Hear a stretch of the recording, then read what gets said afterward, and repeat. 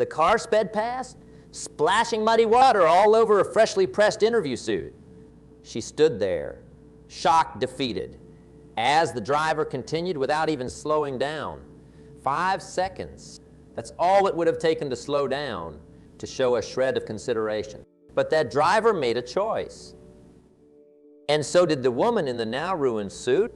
I watched as she straightened her shoulders, wiped away what she could, and continued walking toward the office building. Her interview wasn't going to wait. That moment has stayed with me for years.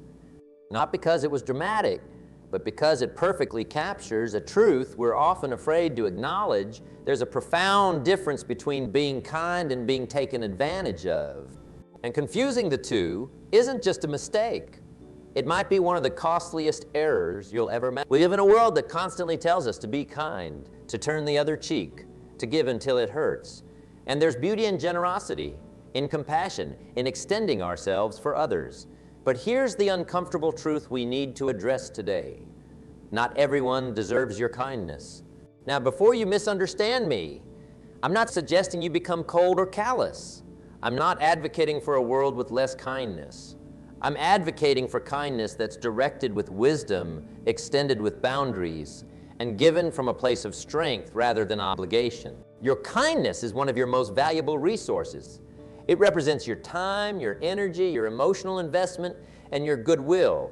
And like any valuable resource, it should be managed with care, not squandered on those who repeatedly show they don't value it. Think about the people in your life right now.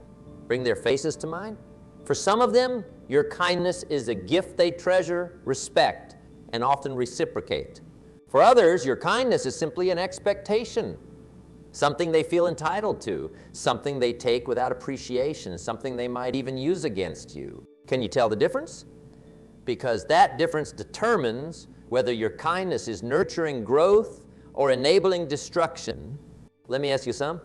Have you ever had someone in your life who consistently took advantage of your good nature? Someone who seemed to have a sixth sense for exactly how much they could take from you before giving anything in return? Someone who made you feel guilty when you finally tried to establish a boundary?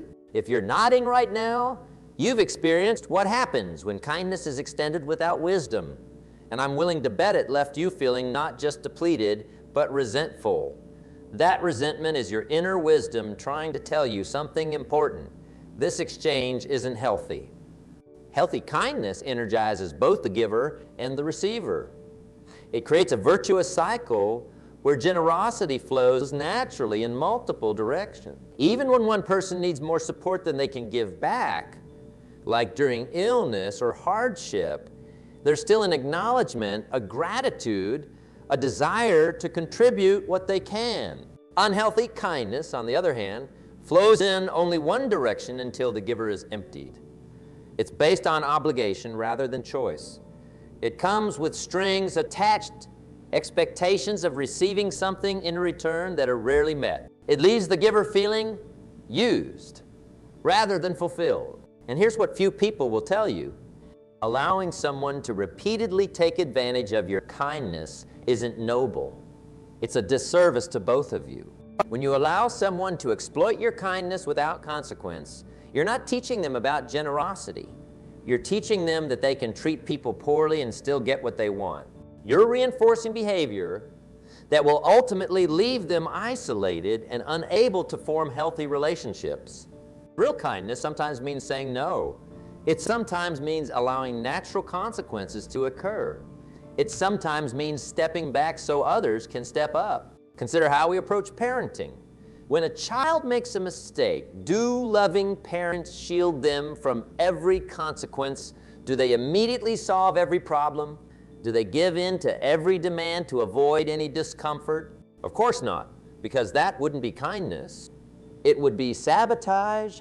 Children who never face consequences grow into adults who can't function in reality. True kindness includes allowing appropriate struggles that foster growth. So why do we so often fail to apply this same wisdom to our adult relationships?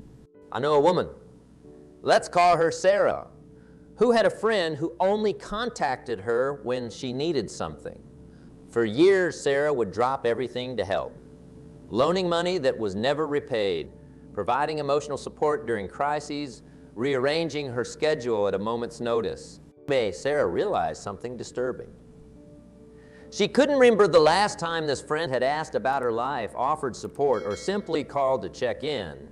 The relationship consisted entirely of Sarah giving and her friend taking. When Sarah finally established a boundary, "I can't loan you money again until you've repaid what you already owe," her friend exploded with accusations. "I thought you cared about me. A real friend would help without conditions. You're being selfish." This reaction revealed everything. It showed that the friend didn't value Sarah's kindness. She expected it. She felt entitled to it. And when that entitlement was challenged, she resorted to emotional manipulation to regain the upper hand. So was it kind of Sarah to keep giving in this situation? Or was she actually enabling unhealthy patterns and teaching her friend that manipulation works? The truly kind action, the one that might actually help both of them, was setting the boundary. Now, this doesn't mean we should only be kind to those who can offer something in return. Some of the most meaningful kindness is extended to strangers we'll never see again, or to those who can never repay us in kind. Random acts of generosity, charity to those in need, compassion toward those suffering. These are beautiful expressions of our humanity that should be encouraged. But notice the difference. These are conscious choices to give without expectation in specific situations, not ongoing relationships where kindness flows in only one direction indefinitely.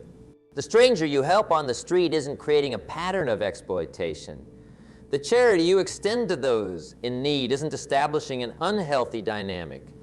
These are fundamentally different from relationships where your kindness is consistently taken for granted or used against you. So how do you discern whether someone deserves your kindness? It's not about worthiness in some cosmic sense. We all have inherent worth as human beings. It's about how they respond to the kindness you've already shown. Watch for these indicators. Do they express genuine gratitude, or do they act entitled to what you give? Do they respect your boundaries or try to push past them? Do they extend kindness to others when they have the opportunity? When you say no, do they accept it respectfully, or do they try to manipulate you into changing your mind? Do they remember your preferences, your needs, your circumstances, or is the relationship all about? These patterns tell you everything about how your kindness is being received and whether it's contributing to a healthy exchange or an exploitive one. And here's another truth that might feel uncomfortable. Sometimes the person taking advantage of your kindness is someone very close to you, a family member, a longtime friend, even a romantic partner. These situations are especially difficult because the relationship itself can become leverage. If you really loved me, you would do this. Let me be absolutely clear, subject to tolerate mistreatment. Love does not demand that you empty yourself to fill someone who refuses to acknowledge your needs. Love, true love, includes healthy boundaries. In fact, one of the greatest acts of love can be refusing to participate in unhealthy patterns. By saying no to exploitation, you create space for something better to emerge, both for yourself and for the other person. I want to address something important here. Some of you might be thinking, but I was taught that true kindness expects nothing in return. Isn't it selfish to think about what I'm getting back? This is a common misconception that causes tremendous harm.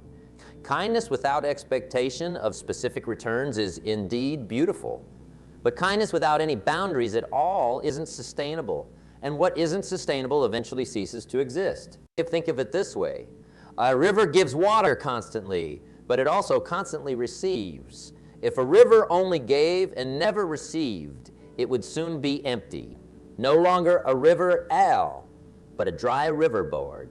It must be replenished to continue flowing. This replenishment doesn't have to come from the same person you're giving to. It can come from other relationships, from self-care, from spiritual practices, from many sources, but it must come from somewhere, or eventually you'll have nothing left to give. And that leads me to another crucial point. You must include yourself among those deserving of kindness. So many of us find it easier to be kind to others than to ourselves.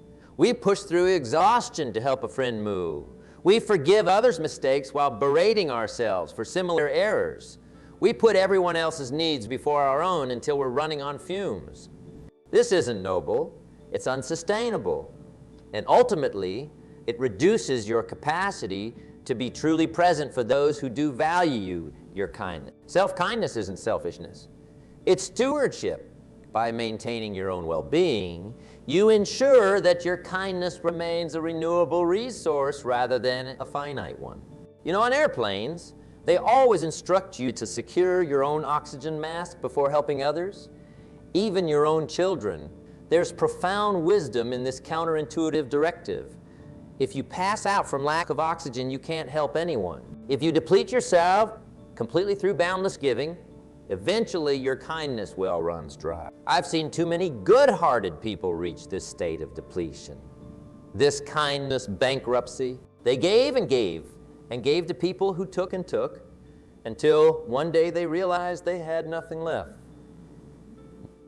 No energy, no goodwill, no capacity to extend themselves even for those who truly appreciated them. What a needless tragedy. With better boundaries, they could have maintained their generosity indefinitely. Something important today. Where in your life are you giving from obligation rather than choice? Where are you extending kindness that's being exploited rather than valued? Where are you saying yes when your heart is screaming no? And more importantly, what would change if you redirected that kindness to those who would truly appreciate it, including yourself? Your answer to that question, where to direct your kindness, will transform everything. Because here's something few people taught us. Kindness is not just a moral virtue. It's also a strategic resource. When directed wisely, it creates the conditions for extraordinary growth, meaningful connections, and lasting impact. When scattered indiscriminately, it can actually enable dysfunction and prevent positive change. Let me tell you about two gardens I once observed. The first gardener watered everything equally: the vegetables, the flowers, and the weeds. He prided himself on being generous with his resources, refusing to discriminate.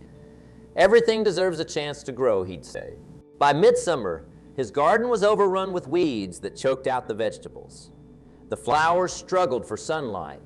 Very little of value could be harvested. The second gardener was strategic with her resources. She directed water primarily to her vegetables and flowers.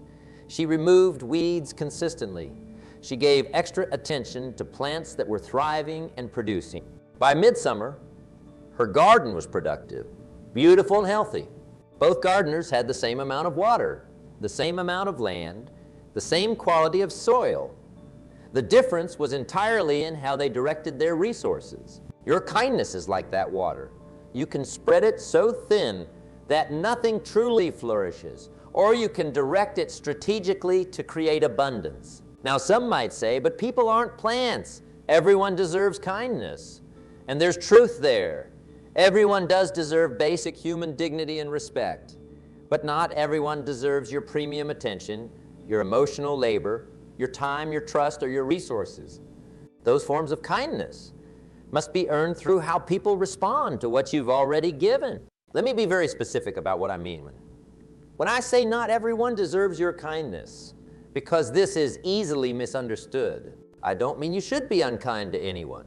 I don't mean you should withhold basic courtesy, respect, or compassion. What I mean is this: your highest forms of kindness, your trust, your vulnerability, your time, your emotional investment, your resources, these should be reserved for those who have demonstrated they valued them. For everyone else, you can still be civil, you can still be professional, you can still be respectful, but you don't need to give them access to your inner circle, your deepest trust, or your limited resources. Think about concentric circles with you at the center. The innermost circle contains the people who have earned your deepest trust and investment. The next circle out includes people who are trustworthy but perhaps not as close. The outermost circles include acquaintances, colleagues, and strangers. Your kindness should look different at each level. The problem arises when we treat people from the outer circles as if they belong in the inner ones, extending trust, vulnerability, and resources before they've demonstrated they can be trusted with them. So many of us have been taught that this kind of discernment is somehow unkind or selfish. A truly good person, we're told, gives without distinction, trusts without evidence, and forgives without limits. This teaching has created generations of good-hearted people who are perpetually exploited, exhausted, and unable to understand why their kindness isn't producing better results. The truth is that kindness without discernment isn't actually kind to yourself or to others. It enables unhealthy behavior. It creates dependency rather than growth. It exhausts the giver while failing to truly help the receiver. I once knew a man who allowed a friend to live in his home rent-free while the friend got back on his feet. What was supposed to be a month-long arrangement stretched to 6 months, then a year. The friend made no effort to find work, contributed nothing to household expenses, and treated the home with disrespect. When the homeowner finally established a deadline, you need to find your own place within 30 days, the friend accused him of cruelty and betrayal. How could you do this to me? I thought we were friends. I have nowhere to go. It would have been easy for the homeowner to give in, to extend the deadline, to continue the pattern. That would have seemed like kindness in the moment. Instead, he held firm. I've given you a year of free housing. I've supported you while you've made no effort to support yourself. This deadline stands. The friend left angry. For months, he badmouthed the homeowner to anyone who would listen. But then something unexpected happened. Forced to fend for himself, the friend finally found employment. He secured his own apartment. He developed independence he hadn't shown in years. 2 years later, he actually thanked the homeowner. If you hadn't kicked me out, I'd still be on your couch. He admitted, I needed that push. What seemed like unkindness in the moment was actually the most genuinely helpful action the homeowner could have taken. By refusing to continue enabling dependency, he created the conditions for growth. This is what I mean by strategic kindness. Sometimes the kindest thing you can do for someone is to stop rescuing them from the natural consequences of their own choices. Of course, this requires discernment. There's a world of difference between someone experiencing temporary hardship who receives help with gratitude and someone who has developed a pattern of exploitation. There's a difference between supporting someone through difficulty and enabling them to avoid responsibility. How do you tell the difference? Look for these signs. Gratitude versus entitlement. Does the person express genuine appreciation for your help, or do they act as if it's simply their due? Effort versus passivity. Does the person make genuine efforts to improve their situation, or are they passive, waiting for others to solve their problems? Reciprocity versus one-way taking. Does the person look for ways to give back, even if it's just emotional support or sincere thanks, or is the relationship entirely one-sided? Growth versus stagnation? Has your help created positive change in their life, or are they in exactly the same position despite months or years of support? Responsibility versus blame. Do they take ownership of their choices, or is everything always someone else's fault? These indicators tell you whether your kindness is fostering growth or enabling dysfunction. Now, I want to be clear about some. I'm not suggesting you keep score in healthy relationships or expect immediate returns on every kind act. Life doesn't work that way. Healthy relationships have natural ebbs and flows, times when one person needs more support than they can give. What I'm suggesting is that you pay attention to patterns over time. In healthy relationships, the flow of kindness generally balances over the long term, even if it's imbalanced in certain seasons. In exploitative relationships, kindness flows in only one direction with no sign of change. Let me ask you something important. Do you believe you deserve to be treated with kindness? Not just by others, but by yourself as well? Many of us struggle with this question. We've been taught that self-sacrifice is the highest virtue, that putting ourselves last is somehow noble. We feel guilty setting boundaries or prioritizing our own well-being. But consider this. If you consistently treat yourself as undeserving of kindness What message does that send to others about how they should treat you? When you repeatedly sacrifice your own needs, sleep health, or peace of mind to please others who show no appreciation, you're not just hurting yourself. You're teaching them that your boundaries don't matter. You're showing them that they can take without giving. You're training them to exploit rather than appreciate. Is that really the lesson you want to teach? Self-kindness, respecting your own boundaries, honoring your own needs, valuing your own time, isn't selfishness. It's the foundation of sustainable generosity. It's what allows you to keep giving without burning out. Think about it this way. If your phone battery is at 10, do you continue to use it until it dies completely? Or do you plug it in, recognizing that it needs replenishment to be useful? Your capacity for kindness works the same way. It needs regular recharging to remain operational. And you are the only one who can ensure that happens. This means sometimes saying no. It means sometimes prioritizing rest over one more obligation. It means sometimes letting people be disappointed rather than depleting yourself to please them. These choices aren't selfish. They're necessary for sustainable kindness. I want to address something that holds many good-hearted people back from setting boundaries. The fear of being seen as unkind, selfish, or mean. This fear is understandable. None of us wants to be viewed negatively, especially when we genuinely care about others. And the people who have become accustomed to your boundless giving will likely resist when you begin establishing limits. They might say things like, "You've changed. You don't care anymore. I thought you were a kind person. If you really cared, you would do this for me." These statements are emotional manipulation, plain and simple. They're attempts to use your good heart against you, to make you feel guilty for having perfectly reasonable boundaries. The truth is that kind people with healthy boundaries may hear these accusations from those who preferred them boundaryless, but they'll also receive profound appreciation from those who value authentic, sustainable relationships. Which feedback matters more to you? There's another cost to boundless giving that we rarely discuss: the resentment it eventually creates. When you consistently give beyond your capacity to those who don't appreciate it, resentment is the natural result. You begin to feel used rather than valued. You start to see the relationship as a drain rather than a source of mutual support. And resentment is toxic. It corrupts the very kindness you're trying to express. It turns giving into a grudging obligation rather than a joyful choice. This is why boundaries aren't just good for you. They're good for your relationships too.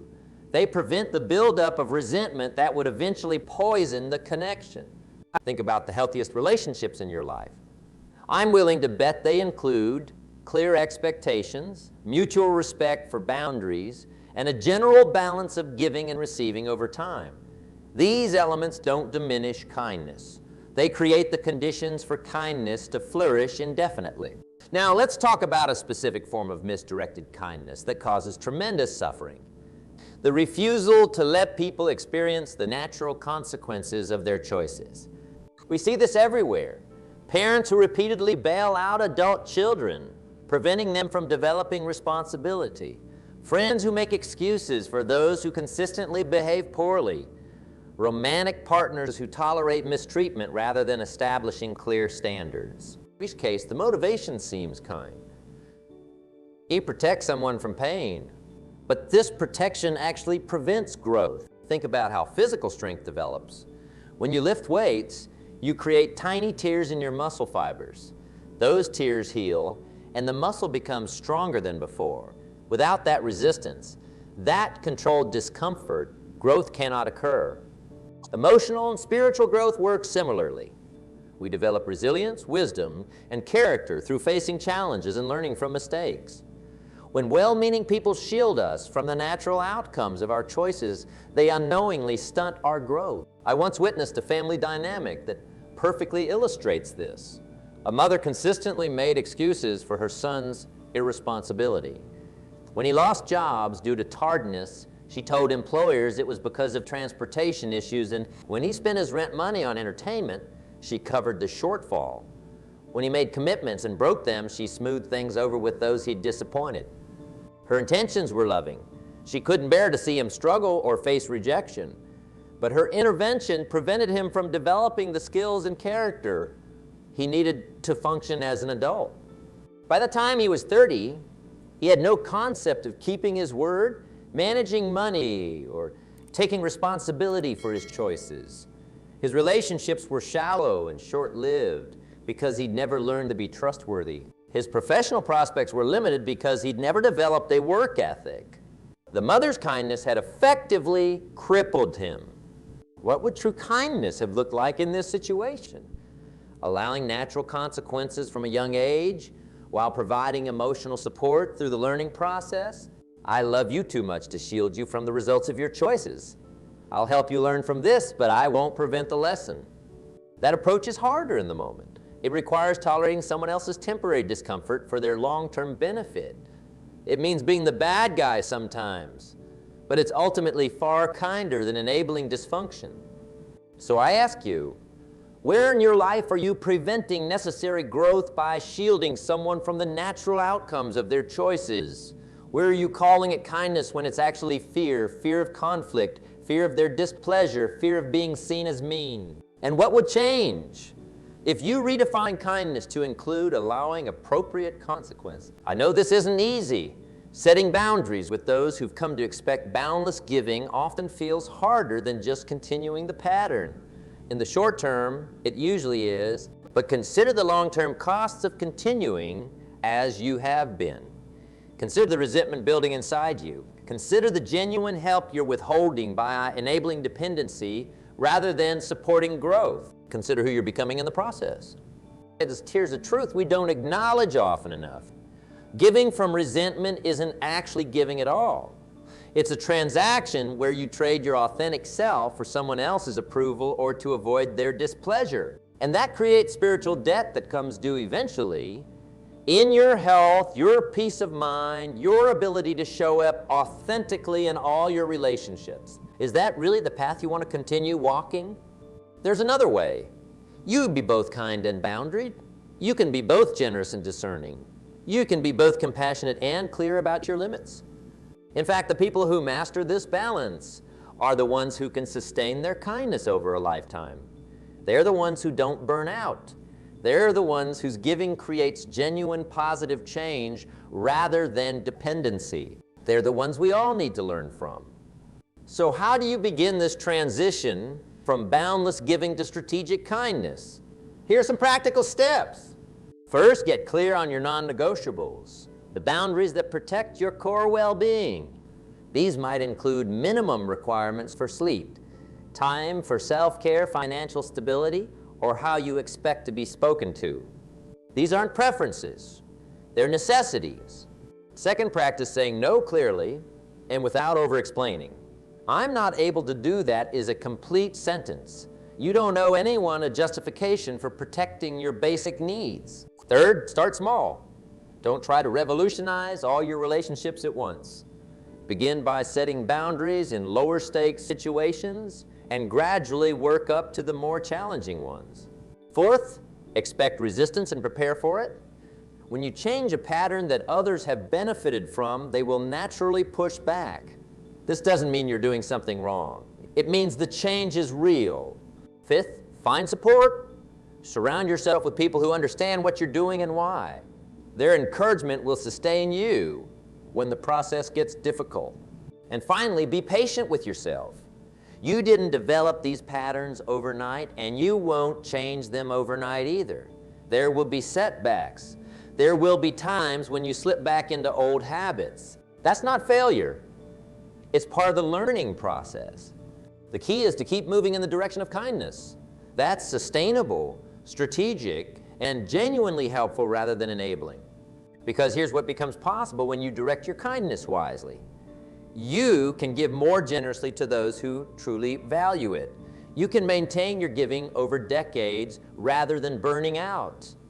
You can model healthy boundaries for others who need that example. And you can create the conditions for genuine growth, both yours and theirs. Isn't that more truly kind than giving indiscriminately until there's nothing left?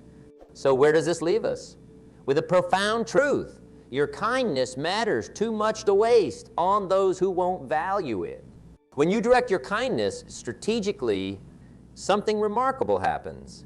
You stop feeling depleted and start feeling energized. You stop enabling dysfunction and start fostering growth. You create space for authentic relationships based on mutual respect rather than exploitation. Look around this room. Look at your life. The people who truly deserve your highest kindness are those who treat it as the gift it is, not as an entitlement. They're the ones who say thank you, who respect your boundaries, who give as well as receive, who allow you to be human with needs and limits of your own. These are your people. Direct your premium kindness here and watch how it multiplies. As for those who've shown they don't value what you offer, you can be civil without being a doormat. You can be respectful without being a resource. And in doing so, you might actually give them their greatest opportunity for growth. Remember, not everyone deserves your kindness, but those who do will help it change the world. Choose wisely, give strategically, and watch your impact grow beyond measure.